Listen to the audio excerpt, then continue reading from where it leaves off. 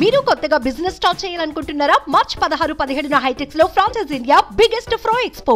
ఆంధ్రప్రదేశ్ లో చంద్రబాబు నాయుడు అంటే ఆంధ్రప్రదేశ్ లో జరుగుతున్న ఎలక్షన్స్ హాట్ గా ఉన్నాయి.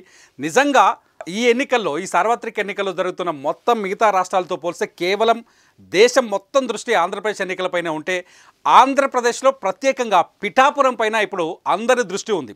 చంద్రబాబు నాయుడు ముఖ్యమంత్రి కావచ్చు, లేకపోతే జగన్మోహన్ రెడ్డి ముఖ్యమంత్రి కావచ్చు, ఎవరైనా ముఖ్యమంత్రి కావచ్చు, గెలవచ్చు, ఓడిపోవచ్చు, ఇదంతా పక్కన పెడితే పవన్ కళ్యాణ్ పిఠాపురం నుంచి పోటీ చేస్తున్నారు.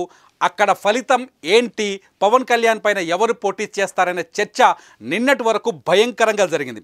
అయితే ముద్రగడ పద్మనాభం ఎవరైతే ఉన్నారో, కాపు సామాజిక వర్గానికి చెందిన కాపు నాయకుడు, ఆయన వైసీపీలో చేరడంతో ముద్రగడ పద్మనాభమే పవన్ కళ్యాణ్ పైన పోటీ చేస్తారనే చర్చ జరిగింది. నిజానికి వంగా గీతను ఇన్ఛార్జిగా నియమించారు అంతకుముందే వైఎస్ జగన్మోహన్ రెడ్డి. వంగా గీత కాకినాడ ఎంపీగా ప్రాతినిధ్యం వహిస్తున్నారు ఆమె ఇప్పటి వరకు. అయితే కాకినాడ ఎంపీ అభ్యర్థిని మార్చేసి ఆ వంగా గీతను తీసుకొచ్చేసి పిఠాపురం నుంచి ఈసారి ఎన్నికల బరిలోకి దించబోతున్నారు. వంగా గీత కూడా కాపు సామాజిక వర్గానికి చెందిన నాయకురాలు, చాలా సీనియర్ నేత. మొదటి నుంచి కాపు సామాజిక వర్గం నుంచి చాలా గతంలో కాంగ్రెస్ పార్టీ నుంచి కూడా పార్లమెంటుకు పోటీ చేశారు, ఆమె ఎంపీగా పనిచేశారు.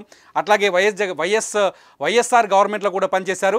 అయితే ఇక్కడ వంగా గీతకు బదులు పిఠాపురం నుంచి ముద్రగడ పద్మనాభాన్ని తీసుకొచ్చి, ఎందుకంటే పవన్ కళ్యాణ్ చాలా బలమైన అభ్యర్థి. బీజేపీ, టీడీపీ, జనసేన కూటమి నుంచి పవన్ కళ్యాణ్ చాలా బలమైన అభ్యర్థి. జనసేన అధ్యక్షుడు జగన్మోహన్ రెడ్డిని ఎవ్రీడే టార్గెట్ చేసే వ్యక్తి.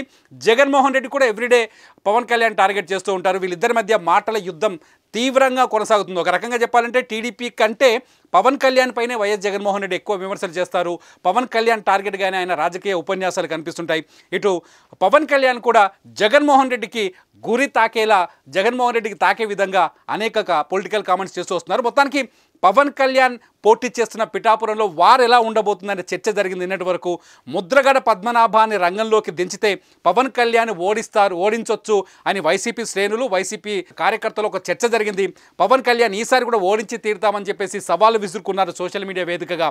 కానీ ముద్రగడ పద్మనాభం పేరు రాలేదు. చివరికి వంగా గీత పేరునే ఫైనల్ చేసింది వైసీపీ అధిష్టానం. వంగా గీత కూడా కాపు కమ్యూనిటీకి సంబంధించిన వ్యక్తి. ఎందుకంటే పిఠాపురంలో దాదాపు 70% ఓట్లు కాపు సామాజిక వర్గానికి చెందిన వారియే ఉన్నాయి. ఇక్కడ కాపు నాయకత్వం నుంచి ఎవరు నిలబడ్డా అధిక మెజార్టీని సాధించే అవకాశం ఉందని ఒక చర్చ ఉంది మొదటి నుంచి. దీంతో ఈసారి పవన్ కళ్యాణ్ పవన్ కళ్యాణ్ కూడా కాపు సామాజిక వర్గానికి చెందిన నేతనే. ఎందుకంటే పవన్ కళ్యాణ్ కులాలని ఇవన్నీ పట్టించుకోకపోయినప్పటికీ, తాను పట్టించుకోనని చెప్పినప్పటికీ, అక్కడ సామాజికంగా చూస్తే మాత్రం పవన్ కళ్యాణ్ కాపు సామాజిక వర్గానికి చెందిన నాయకుడు, వంగా గీత కాపు సామాజిక వర్గం నుంచి వచ్చిన నాయకురాలు. మొత్తానికి పిఠాపురంలో వారు మాత్రం చాలా భయంకరంగా కనిపిస్తుంది, ఇంట్రెస్టింగ్గా కనిపిస్తుంది. ఆంధ్రప్రదేశ్లో ప్రభుత్వాన్ని ఎవరు ఏర్పాటు చేస్తారో అనే అంశాన్ని పక్కన పెడితే పిఠాపురంలో ఎవరు గెలుస్తారన్నది ఇప్పుడు ఆసక్తికరంగా మారింది. వంగా గీత గెలవబోతున్నారా, పవన్ కళ్యాణ్ గెలవబోతున్నారా, ఎవరి బలం ఏంటి? ఇక్కడ వంగా గీత వైసీపీ నుంచి ప్రాతినిధ్యం వహిస్తున్నారు, పవన్ కళ్యాణ్ కూటమి నుంచి ప్రాతినిధ్యం వహిస్తున్నారు.